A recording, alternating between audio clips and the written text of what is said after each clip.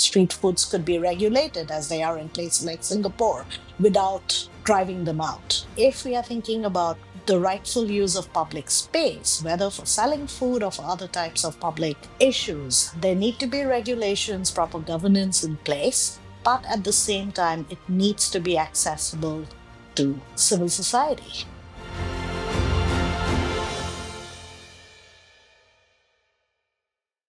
Hi, welcome back. Welcome back to our podcast, The Zero Hunger Project. I'm your host, Sumen. I'm Stacia. And today we are going to talk with Professor Joe Sharma. Tell us a little bit about Professor Sharma. It's my pleasure to welcome Dr. Joe Sharma to the podcast. She's an associate professor in the Department of Physical and Environmental Sciences at the University of Toronto Scarborough. Her interdisciplinary research spans food studies, history, environmental humanities, and global Asia studies. She leads the Feeding City Lab, which focuses on socially and ecologically sustainable food infrastructures, and co-directs the Sustainable Food and Farming Cluster. Dr. Sharma is the author of Empire's Garden, Assam and the Making of India, and is currently working on two forthcoming books, Mountains of Empire and The Sonic Streets, A Global History of Street Food Sounds and Culinary Infrastructure. She holds graduate appointments in multiple departments and is affiliated with several research centers at the University of Toronto. Dr. Sharma is also a fellow of the Royal Geographical Society and an elected board member of the Association for the Study of Food and Society.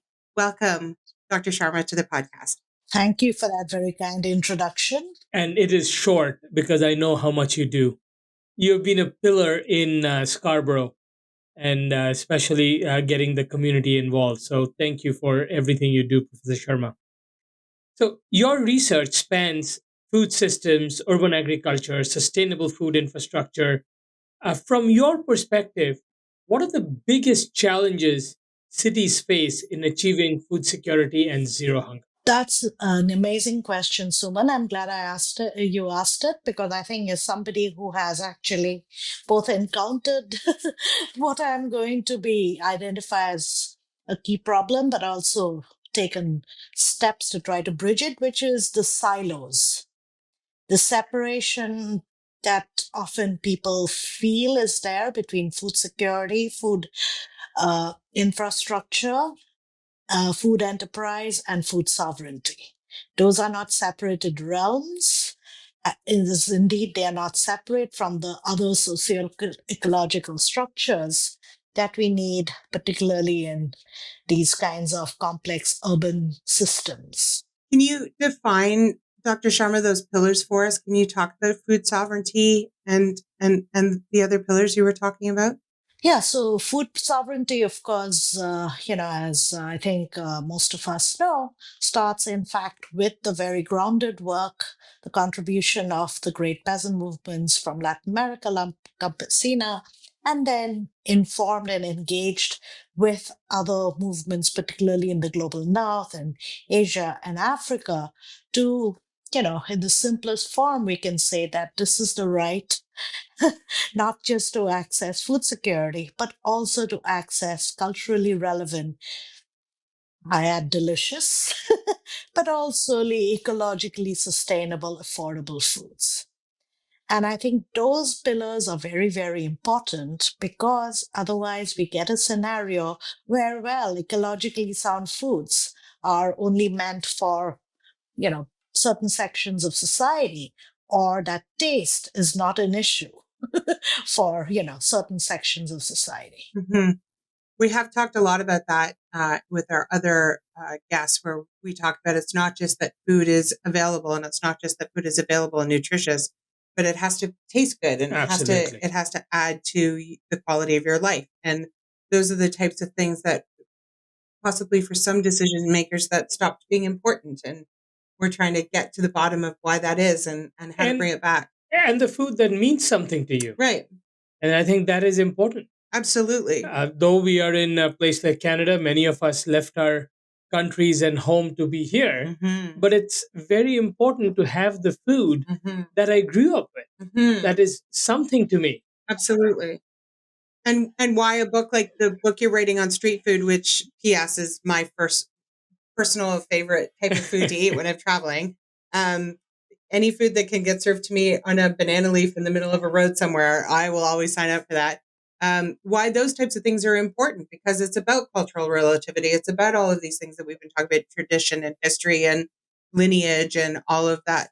That also needs to be represented in this in order for people to feel like they have agency and autonomy and dignity. Absolutely. And I will add accessibility, because that is the other thing that, cannot be separated from food security and food sovereignty.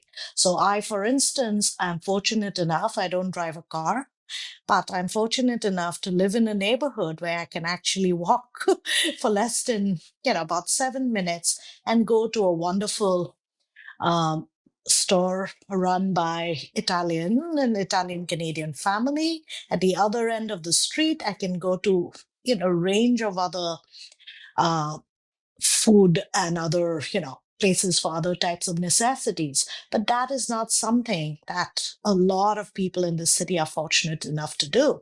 And that is, because where we have worked with folks who are not just scholars and experts in transport infrastructure, but folks who are experts in markets, and where the livability and accessibility of food systems and the um, liveliness and livelihoods connected to diverse food cultures is also linked to breaking down those kinds of barriers. Absolutely, incredibly vital.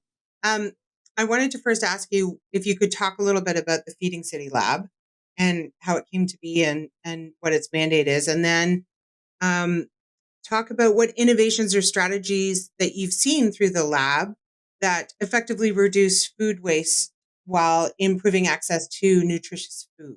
Well, that's quite a tall order. So I'll start very simply with the fact that, in February, March 2020, like a whole lot of people around the world, and I know, in fact, Suman is one of them, we all, started to feel very helpless.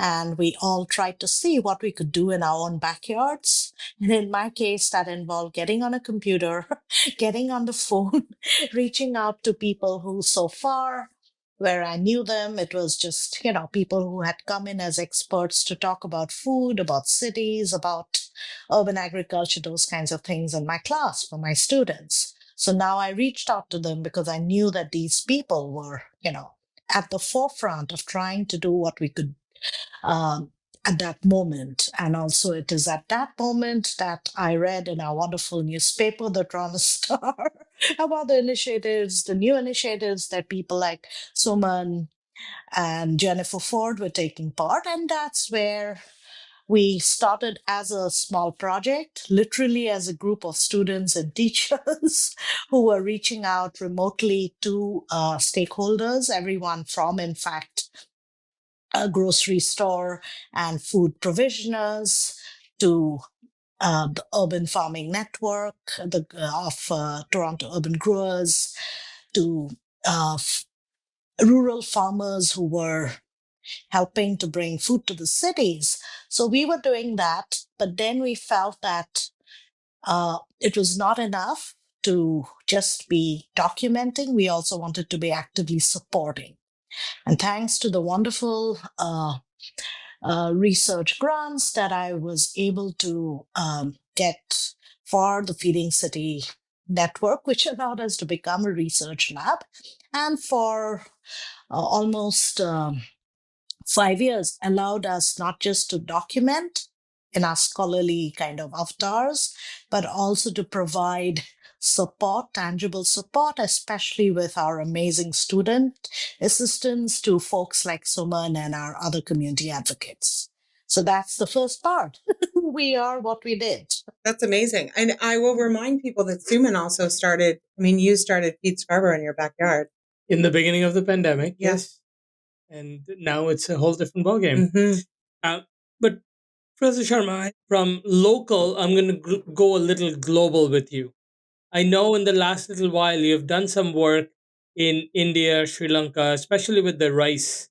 Uh, could you tell us a little more on your project that you're working on and what problem it is solving? Sure. So that is where, you know, my the way I saw myself as a scholar, in fact, till just shortly before the pandemic, was more really as a global scholar. Because even when I was studying, say, foods, cultures, and food systems in Scarborough, I really did from the lens of what I saw as a global city. And I think that's the case for many people who are newcomers, that we have our networks that connect us. We may live in Canada, we may operate as citizens, but many of our networks are overseas. And since, all my education was outside of Canada, I will say, much less familiar at that point. It was still part of a learning process. And in fact, part of that learning process was, as I mentioned, I started learning, thankfully, before the pandemic, in as I invited people. For instance, I'll reference the wonderful co-coordinator of Toronto Urban Growers, Rhonda, who came to my class and, not only told us about the amazing work that Toronto Urban Growers had been doing for many years with the city, but inspired quite a few students to do some research on those topics. So that was the learning process, which gave me a little bit of background during the pandemic. And of course, we were very happy to be able to be involved with our local communities, but I also saw it as part of our mission to actually bring some of those lessons, some of those connections, and take up some of the advocacy work we were doing, as well as the research work, in other areas. And that is where, when the opportunity came to actually connect with people who are working on similar issues around food security and food sovereignty, particularly with the Organic Farmers Association of India. We took that, and yes, we have, I hope, been able to be of some use to that. And certainly it is a long drawn out process.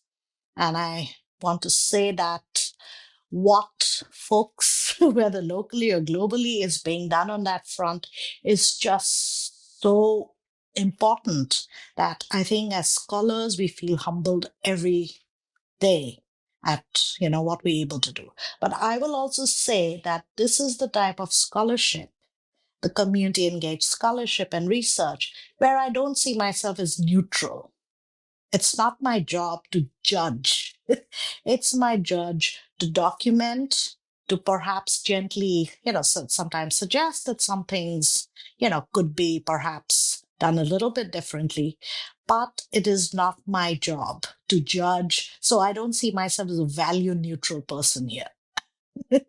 So I don't know if that makes sense, but I think that's particularly important when one is working on these kinds of issues with communities where people are really taking up their entire lives and livelihoods on these issues. I love this question. I'm going to read you. Your studies often link historical food practices to contemporary food systems. How can lessons from history help us design more equitable and resilient food systems today? Yeah. So maybe I'll go back to street foods. Yeah. Yes. So, of course, the irony is that I work on street foods and I live in a city where there actually are very few street foods. Yeah. Unfortunately, yes.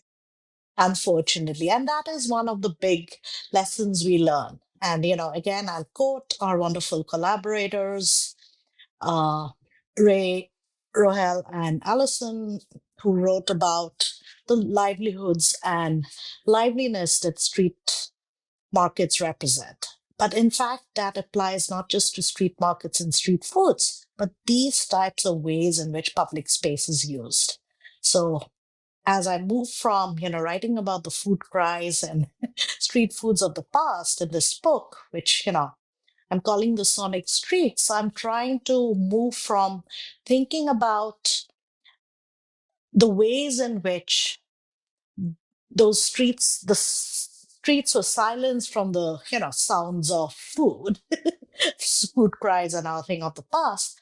But that doesn't mean that other sounds should go. So in a way, the argument I'm making is not just about street foods, but it is about the right of people to use public space for these kinds of purposes, whether it is to sell food, obviously in properly regulated manners, but also for other types of publicly uh, public use. And I think that's really, really important because unfortunately we're living in an era where space is becoming, something that is either monetized or privatized or non-existent. or non-existent, or where, a kind of, even when there is a public space, the civic use of it often is compromised. So I would say that yes, food cries, one of the arguments against them was that they made the streets noisy and so on. But there were ways in which that could have been done. Street foods could be regulated as they are in places like Singapore without, driving them out. Similarly, if we are thinking about the rightful use of public space, whether for selling food or for other types of public uh, issues, there need to be regulations, proper governance in place, but at the same time, it needs to be accessible to civil society. Well, and it's sort of like talking about the democratization of public space and the democratization of street food. I mean, street food is the kind of food that anybody from any level, socioeconomic status, everybody can afford it. It's something that is usually pretty fresh because it gets produced en masse every day. You don't require a whole lot to be able to eat it. In a lot of cases, you just need your fingers. Right? Like it's one of those things that is the great unifier, and it really deserves its demise really deserves study, because it's one of those things. If we're talking about making fresh, good food and food sovereignty available to people, that seems like an absolute no-brainer of a way to do that.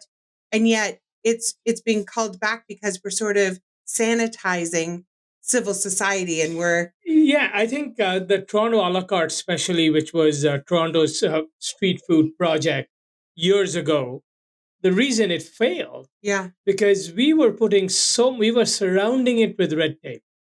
We covered it with red tape in a way that nobody could afford to run a street food. Well, it just became too bureaucratic, probably, right? That is it. And that's what I'm saying about this democratization of this, is if you just kind of lay it open a little bit more, it'll solve a whole bunch of problems all at once. It'll solve community unity problems. It'll solve food availability problems.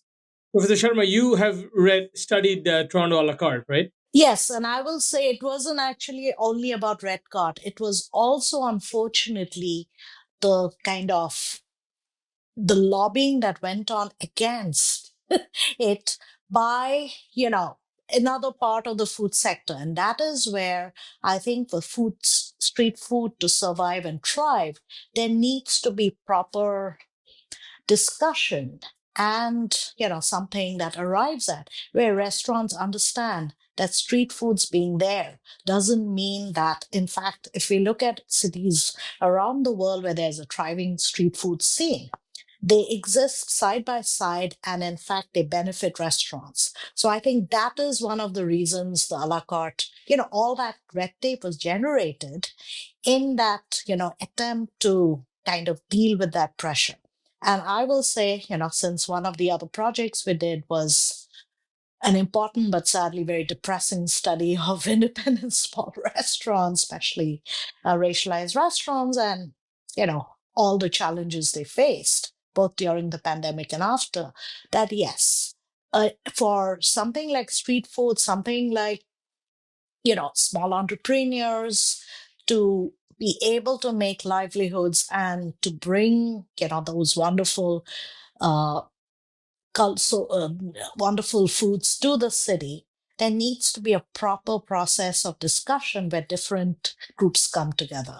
So if I'm right in understanding this, you're saying that part of the reason why this project that you're talking about didn't get off the ground is because... No, it got off the ground, but it failed. Oh, okay. Well, wasn't sustained. Was that a special interest group, namely the Restaurateurs Association, or some kind of... because I'm pointing fingers. I don't know. I can, because I don't work in this space. So I have no problem calling people out. Who is responsible for thwarting, like, and I get that they were afraid that it was going to dilute their brand or take money out of their pockets or whatnot, but Who are we talking about here? The policies were made by the people who work for the city and the councillors and so on. And the But mayor. and the mayor. But the reason they made that absolutely horrendous maelstrom of expensive red tape was because of those other types of pressure that were coming to bear on them, and which was, and those are still there, that you can, even at the current moment, you can only have food trucks and so on, in a situation where there are no restaurants, within a certain distance. So what we need is a proper process of consultation.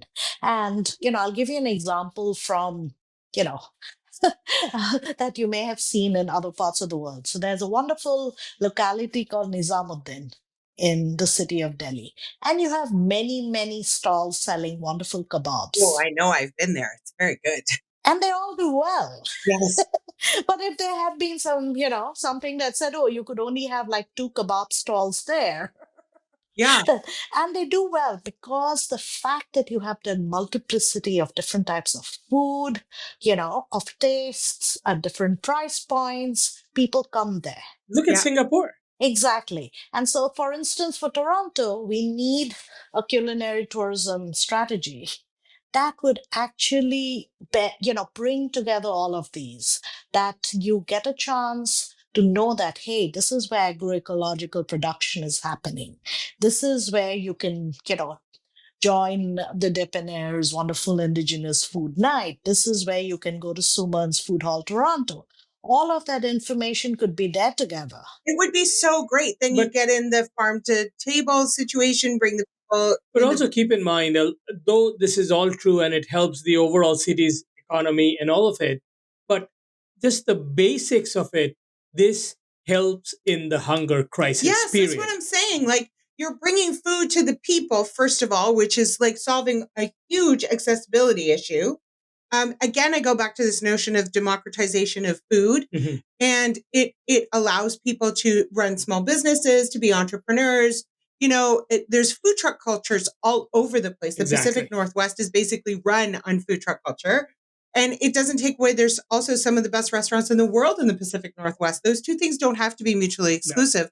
And the benefits of having street food introduced back into a place like Toronto, where we learned in a previous podcast that 2.5 million kids in Canada are going hungry, and that doesn't even include the Indigenous populations. They could get a decent meal for not very much money on the street on their way home from school. Like, that to me seems like an absolute no-brainer. And we talk about health, and what do you get on the streets of Toronto? Hot dogs. Yeah. And sausages. Yeah. That's our street food. But there's an opportunity there to actually have really good, and there's an education component. I say this in every episode. Who are we going to call? Dr. Sharma, who do we need to call right now? We need to call somebody right now. Start with the mayor. That's what I would say. Start with the mayor and the Board of Health. Okay. I'll call them. Well, I'll let you folks call them, but one of the things that I'm actually bending my mind to, and this will probably mean yet another pivot for the lab, Yeah. is that I'm talking to a lot of people who actually are doing different types of what I would like to actually call eco-food literacy. Yeah. Eco-food literacy, which is aimed at youth, but also is intergenerational and is kind of intersectoral. Mm-hmm. And I think so much of what we just discussed, and indeed this podcast itself, speaks to those issues. Absolutely. There's a huge amount of misinformation and, not just misinformation, but also misunderstandings about food. But of course, the good thing is everyone's interested in food. So that is where, we are kind of thinking that with the lab, we are educators, but, the education in our classrooms kind of doesn't always match what we do in our research.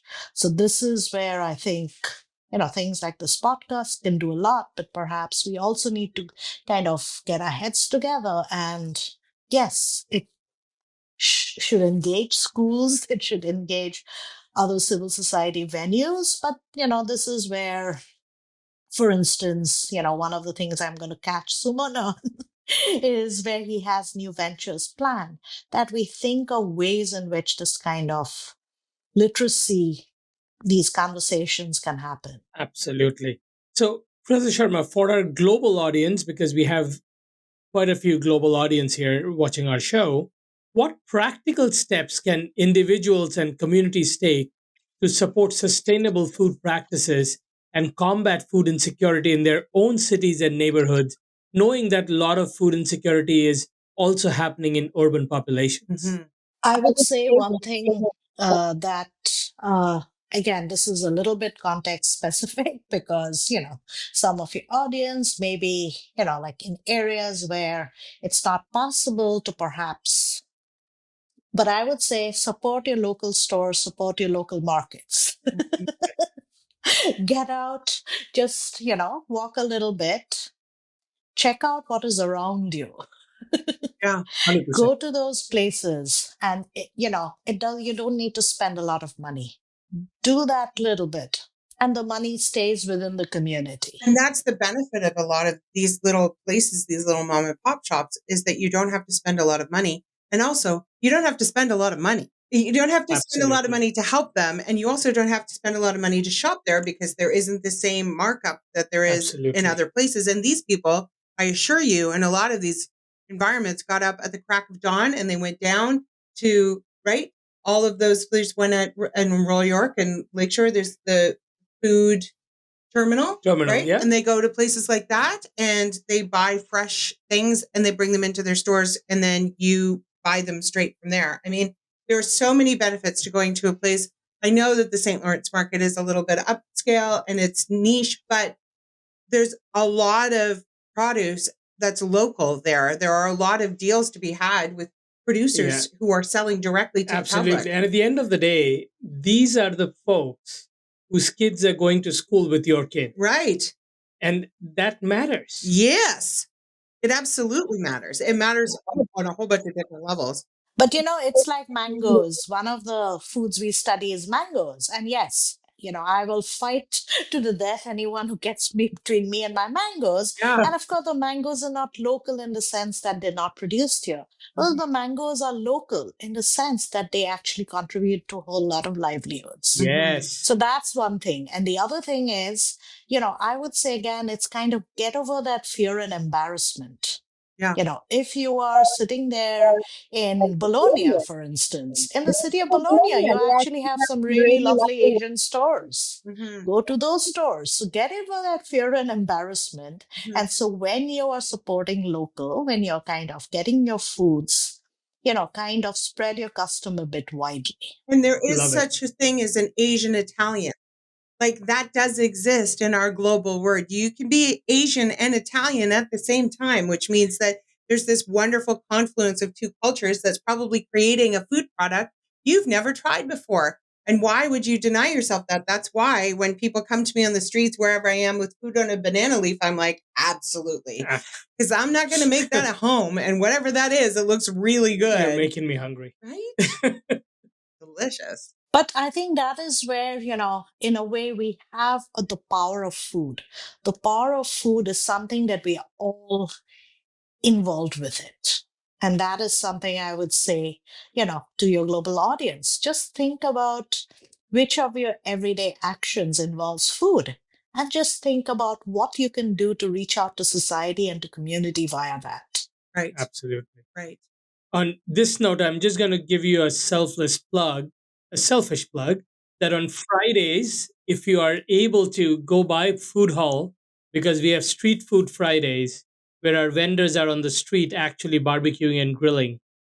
And just it's a street food culture there. So it's fascinating, and the community loves it. Our counselor loves it. She promotes it, and it's fantastic. And that is how you start the conversation around street food. That's amazing. Let me see what is going to happen in winter, by the way, because the next class I'm teaching is in winter. We don't know, but we have heaters. Okay. But the patio heaters. So hopefully that, unless there is massive snowstorms, but it should be able to help them a little bit. So I just want to give everybody else some context around what we're talking about here. Suman has started a program called Food Hall Toronto. Yeah. and it is in North York. Yes, I've been there. It's super cool. It's basically a template for new Canadians or anybody really. But the people that I met when I was there all were new all new Canadians. Canadians. Yeah. They were wonderful, to start their own food businesses. And it's a test kitchen basically, That's right? it. It's an it's open to opportunity public for them to test their premise, their yeah. concepts, and you can go in and try their food. And so if you live in Toronto, you should absolutely go, because first of all, the people are beautiful. The food is gorgeous. It may be something you've never tried before. You're helping out an entrepreneur. You're giving them valuable feedback. You're trying something that you've never had before. You're building community. It's a clean sweep win. And it's on the subway. You can get there very easily. 100%. Yeah. 100%.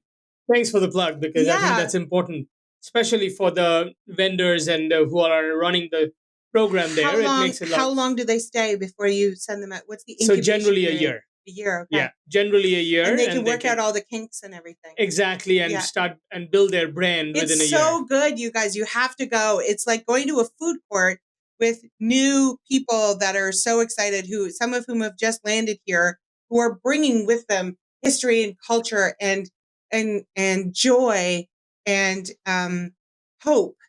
And it's such an incredible initiative to support on so many levels. And I really encourage you to go. And nobody cares about snow. They'll go in the snow.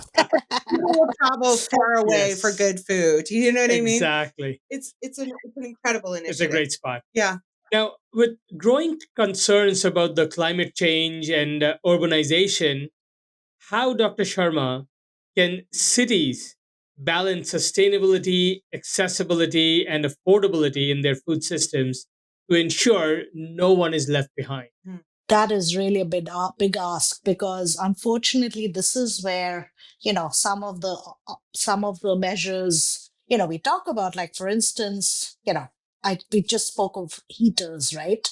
But the heaters, again, are something which, are not. So that's where we have to balance issues. But I think this is where one of the solutions I've seen in other cities, for instance, I met the city planners in Sweden and the city of Malmo. And the amazing thing is they are able to provide 70% of, so basically what they do is they centralize procurement from the city. So the food that is, being purchased for different, kind of old age homes and so on. So that is centrally procured by the city. So the city is one of the biggest buyers. And because of that purchasing power that the city government has, it is actually able to prioritize buying sustainably produced agroecological foods. And so that is something, is applicable really to city governments everywhere. And that is where, for instance, the LCBO, for instance, is able to bring us wines. I know the LCBO gets a lot of stake, but believe me, I've gone to vineyards in Italy and realized that the LCBO is selling that same wine at a cost lower than what you pay at that winery, because the LCBO has so much purchasing power. And so similarly, this is where for cities, one of the biggest ways in which they can, impact, move production systems towards climate resiliency is by leveraging that purchasing power, right? So, I know it's a kind of longer term solution, but that is one of the most meaningful ways in which it can be done. That's really interesting. And also, how do you then pick up that sort of Scandi model of social well-being and social safety net and community longevity and implement it in a place like Canada? I mean, would that translate? Is that whole idea of the greater good, right? I mean, that's what we all crave, is that Scandinavian vibe of going in and everybody caring for themselves.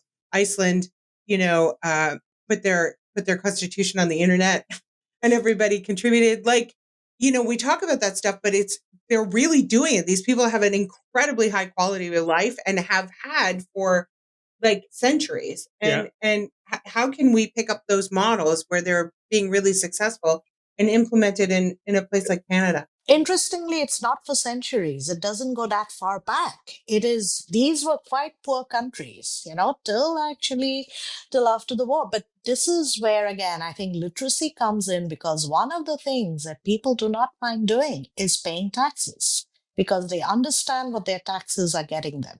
Is we cannot have civic change if people constantly feel that, oh, taxes. And that is where it has to be on both sides, right? That I would say that at the micro level, every institution, should be trying to leveraging its buying power and so on. But at the same time, that is where people have to stop being reluctant, and understand that if they're paying, a little bit more, what it's getting them. So it's the same argument for healthcare. Yeah. And I mean, to your point, you can't win at both ends. You can't complain about paying taxes and then complain that you're not getting state serviced healthcare. Like Yeah. that's not going to work. Absolutely. Where do you suppose that's coming from, sir or madam? Somebody's pocket. Right. So at some point, there has to be this kind of understanding, this tacit understanding that you're contributing to this. And I guess the problem is not so much in the paying of the taxes, it's the who decides how those taxes get implemented in a society, right? And that's where things become a bit of a sticky wicket, because that is. Yeah, but it comes again back to a good old fashioned word, civics. Yes. Civics and citizenship. Intrinsic to all of this are those values of citizenship where we are living within a social contract. And the social contract is that I expect, the government to inspect my food. I expect that infrastructure to be there, but in turn, I pay my taxes. I expect to live in a country where I have clean water coming from the taps, which I did not have for the first, 20 odd years of my life. Yeah. And that civic obligation is not being hijacked by, I will say again, political will. And we've been telling everybody, Dr. Sharma, that I think we should come up with a drinking game where every time somebody says political will, you have to drink, because it's all we talk about on this podcast is political will and how that's either helping or hindering, social justice in general and food security specifically. And also special interest groups and all of those types of things to make sure that we are in fact democratizing, right, goodwill. Absolutely. At the same time, it's one of these problems that I find is like Russian nesting dolls. There's a problem inside of a problem inside of a problem. And getting to the core of it is the key. It's tricky. Yeah, it's tricky. But food can become something that is good to talk with. Yes. And just as we've done on this podcast, use food as a vehicle to enter, all those other issues. Absolutely. And but also, unfortunately, food is also a big issue. Mm-hmm. Yes. And I think that is something that we can't forget, that food, just the basic of hunger. Yeah. It is a big issue. It's let's not make it complicated with terms like food security and all. It is just the basic hunger is an issue. Well, and one of the other guests that we spoke to said something that I thought was incredibly profound. She said, hungry countries are dangerous countries. Yes. Yes. And we have seen that around the world. Yeah. We have seen that. Yeah. It's not a hypothesis. Yeah. No, it is. Do you like to ask? I'm going to ask Sharma, my questions. Your favorite questions. These are my two favorite questions, and I've asked them in different iterations for different guests, and sometimes they go hand in hand. And that is, what is the one thing that you wish people would ask you about more that you don't get an opportunity to talk about in terms of the work that you're doing, or a spotlight that you'd like to shine on a project that you think is particularly relevant? And second of all, what is your best case scenario for all of this? What is your pie in the sky outcome for the work that you're doing? One of the projects we did with the City of Toronto was, with the Economic Development and Culture Division. They asked us to look into these, restaurants. We did a deep study of the different 3 levels of government support and of the weaknesses and so on. It was very much appreciated by the division, and it went up to City Council. I was extremely saddened because they were not actually interested The only question we got was, oh, why didn't you do it in my ward? I have restaurants too. And I was like, well, we didn't do it there because you didn't actually ask for us. We did it in the wards where, the city government had been asked to actually find out what was challenging those restaurants. So that is a study that I wish, people would pay more attention to, because the lessons were really, really important. But also it kind of showed me that narrow kind of thinking is one of the biggest hindrances. So, yes, I would direct people to that small food enterprise outreach project we did, where, for instance, we were able to convince the people who work for the city that in the outreach pamphlets to the restaurants, they had to be printed not just in English, but also in Tamil, Arabic, Mandarin, Cantonese, because that was the outreach necessary. And, the people who worked in those restaurants told our students, even where, like in the Tamil restaurants, they were conversant in English, they were so deeply appreciative of the respect that it showed, right? So that is the project which, we completed it, we did a good job, but unfortunately, the very city government at, part of the city government had asked us to do it, but the people who mattered at the city ignored it. And not only that, that when another division, and I'm going to name who they are, Yes, please. the solid waste division, they were asked to put in place this entire, policy about the changeover against the single-use plastics, rather than listening to what we had said, that you have to do individualized outreach. You can't just send notices about webinars to stakeholders and expect people to attend those. So, and I'm not blaming them as such. They were compelled to do so, I guess, by the lack of funding and support from, other parts of the city. But that is what was done. And honestly, I don't know what happened to the single-use plastics. I also think, I know it's a long, complex issue. I don't work in plastics directly, but this is where you have to go talk to people. You have to engage with them with respect, and just sending people these top-down, notices that we're holding webinars doesn't work. And in fact, it leads to that loss of civic engagement, where they think that the city government is just there to rip them off. Well, they've had enough evidence to maybe feel that way. So what's your pie in the sky? What's the best case outcome for you? Oh, the pie in the sky outcome would be that we would actually be able to talk to policy makers and honestly give them, the studies we've done, and, have them listen to them. At the moment, it doesn't happen, at least not, where I live. And so what my pie in the sky currently is to actually bring in the lessons from global contexts and have, well, basically other places benefit. Because it's a kind of depressing note to end on, but I don't see very much change happening locally. But I would say to, the audience in the podcast, you can make that difference at a micro level, in fact, which I think we have managed to do. And then you can think beyond, your own backyard and say, well, if I talk about these things, if I engage with these things, it will have an impact. It may not have an impact here. So the work on solidarity kitchens, which Suman and so many of our local collaborators are doing, we were able to speak to people who are doing that kind of work in Brazil. And you know what? That policy is being implemented nationally there. 100%. We talk a lot about Brazil, and also you're singing Suman's song when it comes to if everybody can do it if we all just band together. Absolutely. Yeah, but healthy school foods are another issue, The folks at the coalition, oh my goodness, they have been and that for decades, right? And that is where they brought in all kinds of local, national, intercity examples.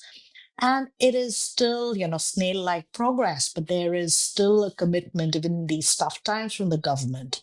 And so that is where I think, one has to keep pushing at it. And also to think outside the box and think of how else, it could be done. And yes, healthy school foods could be supplemented by, broader access to affordable street foods rather than the absolutely awful. So my daughter goes to high school, and around it, I mean, thankfully she takes food from home, because around the school is nothing healthy to eat. And we've come back full circle to my position, which is that street food can fix everything.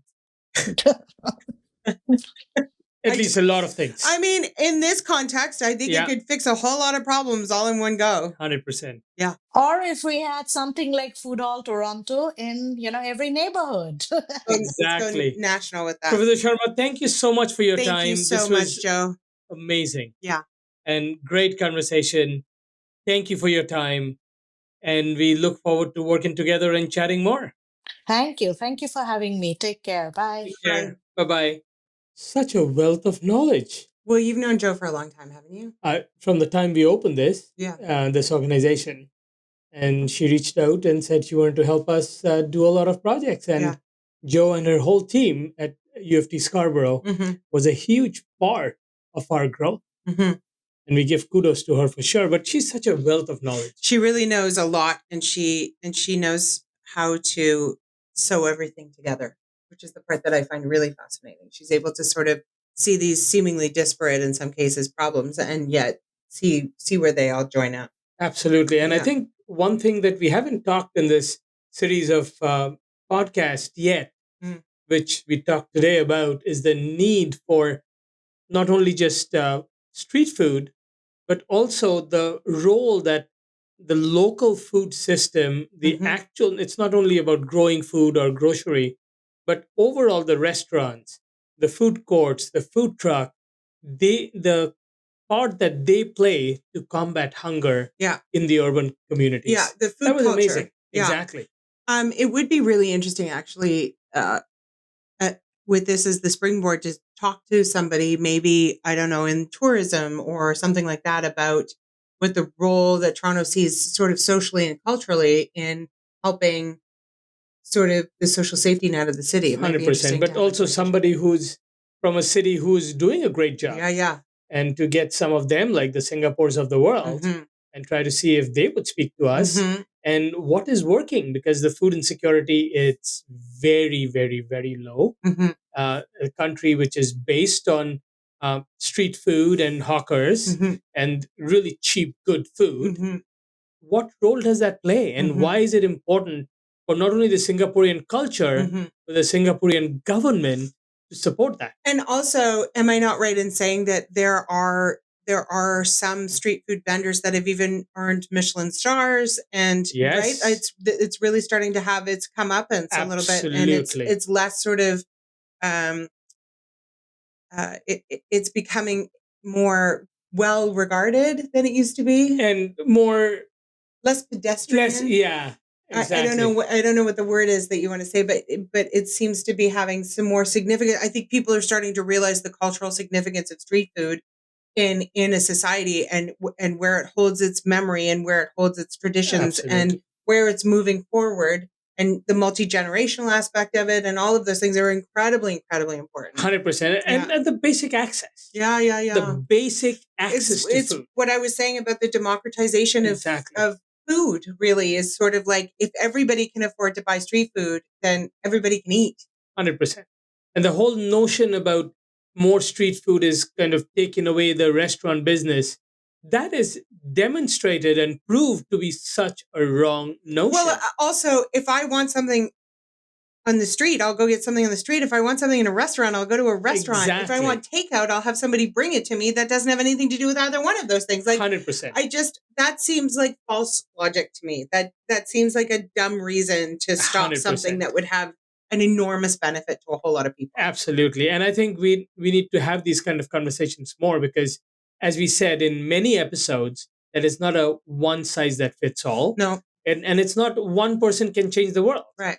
Everybody needs to work together, multiple solutions, and it's only then we can tackle hunger and have zero hunger. And this is one aspect of it which is going to contribute towards It's a that. really cool angle. Yeah, I love it. Yeah. It took me a while to even get my head around that, but Yeah. it is a cool angle. Yeah. You're absolutely correct. Yeah. So if you're following us, that's amazing. Otherwise, please follow us, Zero Hunger Project. More of this cool angle conversation. Yes, man. More food trucks also. Exactly. Yeah. And amazing guests Yeah. that we spoke to and we heard from.